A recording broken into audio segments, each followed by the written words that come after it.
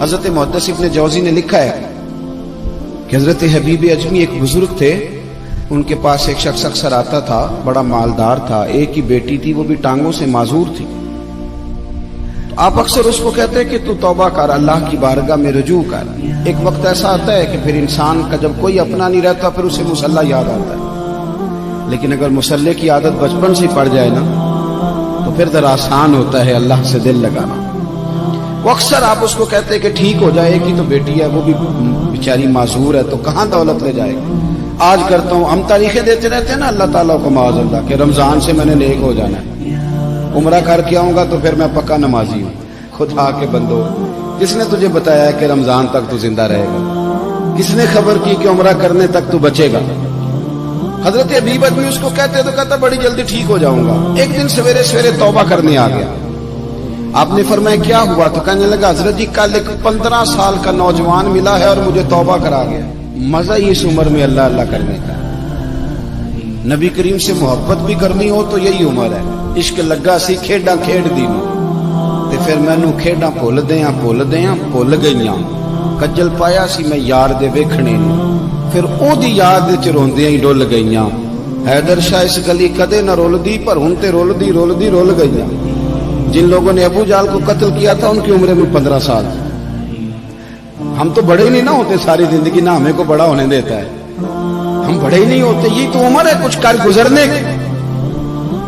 15 سال کا نوجوان توبہ کرا گیا تو حضرت حبیب اجمی کہنے لگے وہ کیسے؟ کہنے لگا حضرت جی میں کل منڈی گیا تھا، مجھے کچھ سامان خریدنا تھا، تو بغداد کے بازار سے میں نے مچھلی خرید لی 10 کلو، باقی بھی سامان تب خود لے جا نہیں سکتا تھا۔ تو مزدور آپ کو پتہ ہے بیچارے آج بھی سڑکوں پہ بیٹھے، مزدور بیٹھے تھے تو ان میں ایک نوجوان 14-15 سال کا، چہرے پہ بڑی روشنی کی۔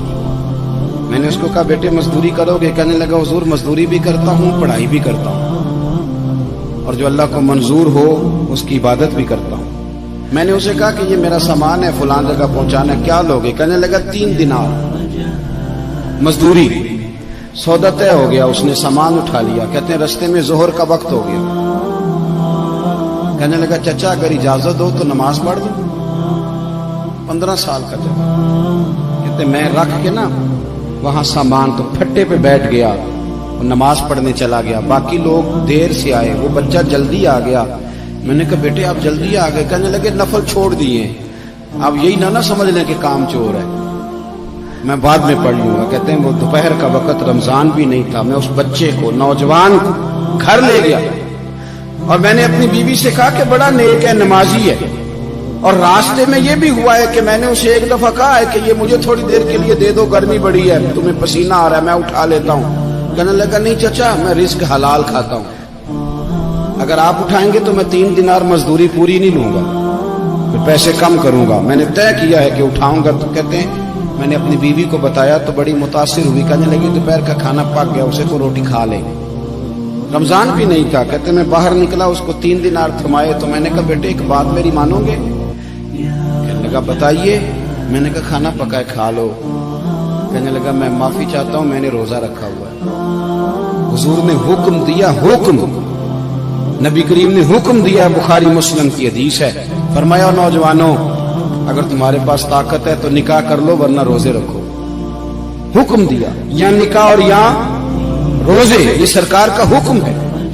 بھائی نفلی روزہ نفس کی قوتوں کو کچلتا ہے، انسان میں نورانیت اور روحانیت لاتا ہے۔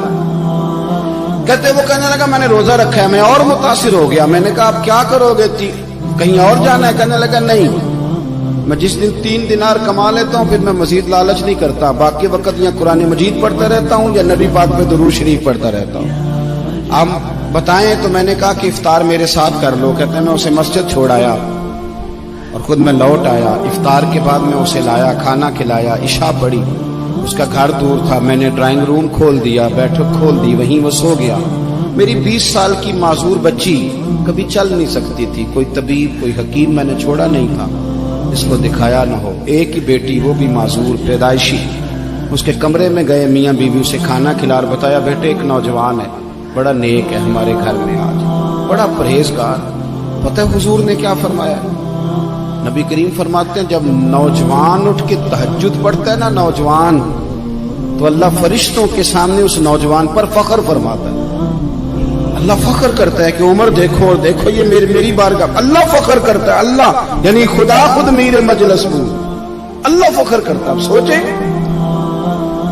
تو ہم نے اپنی بیٹی کو بتایا کہ نوجوان اور بڑا نیک ہے, تو کہتے ہیں وہ کھانا کھلا کے ہم واپس آ گئے. آدھی رات کا وقت ہوا تو دروازے پہ دستک ہوئی. بچی اپنے کمرے میں سو رہی تھی, ہم اپنے کمرے میں, وہ بیٹھک میں. گھبرا کے اٹھے کہ اس وقت کون ہے دروازے پہ؟ تو بیٹی کہنے لگی ابا دروازہ تو کھولنا. کہتے ہیں دروازہ کھولا تو 20 سال ہو گئے تھے بیٹی کو, کبھی اس نے چل کے نہیں دکھایا تھا, کبھی دوڑ کے ادھر جاتی کبھی ادھر آتی. کہتی ہے الحمدللہ اللہ نے میری ٹانگیں ٹھیک کر دی. ہم دونوں رونے لگے, اے اللہ تو کتنا کریم ہے, کیسے ہوا بیٹے سارا کچھ؟ بیٹی کہنے لگی ابا آپ نے کہا تھا نا کہ نیک نوجوان آیا ہے, تو میرے دل میں خیال آیا اللہ اگر واقعی نیک ہے تو اس کے صدقے مجھے شفا ہی دے دے. یا ایھا الذین آمنوا اتقوا اللہ وابتغوا الیہ الوسیلہ. تو کہنے لگی ابھی میری دعا بھی پوری نہیں ہوئی تو رب کریم نے فضل کیا ہے اور مجھے شفا عطا کر دی. کہتے ہم دوڑ کے اس کے کمرے میں گئے, اور جب ہم نے ہاتھ رکھا تو دروازہ پہلے سے کھلا تھا. ایک خط چھوڑ گیا تھا. آج کل کے پیر کی کرامت ہوتی تو فیس بک پہ دے دیتے, باقیوں کو بھی ذرا بھول پتہ چلے. کہتے ہیں وہ خط چھوڑ گیا اپنے بستر پہ کہ اگر تم لوگوں کو مجھ سے محبت ہو گئی ہے تو میرے پیچھے نہ دوڑنا, اس رب کی بارگاہ میں جھکنا جس رب نے میرے اوپر بھی فضل فرمایا ہے اور آپ پر بھی کرم فرمایا. میرے نوجوان دوستو, یہ جو بچپنا ہمیں لوگ کہتے ہیں نا ابھی بچے ہو, ابھی جب آپ بالغ ہو گئے تو نماز فرض ہو گئی, سچ بولنا ضروری ہو گیا, رزق حلال کھانا ضروری ہو گیا, شریعت ساری کی ساری لاگو ہو. ایک تو درگزر سے کام لیں, دوسرا اپنی زندگی کے اندر خواہشات کو چھوڑیں. سادہ کھانا تو ویسے ہی انسان کو تندرست رکھتا ہے. یہ جو چکر ہم نے ڈالا ہوا ہے نا مرضیاں کرنے کا, اب موٹر سائیکل بالکل اچھی بھلی ہوتی ہے پر سفارش یہ ہے کہ ماڈل پرانا ہو گیا ہے, تو یہ تو کمزور لوگوں کی علامت.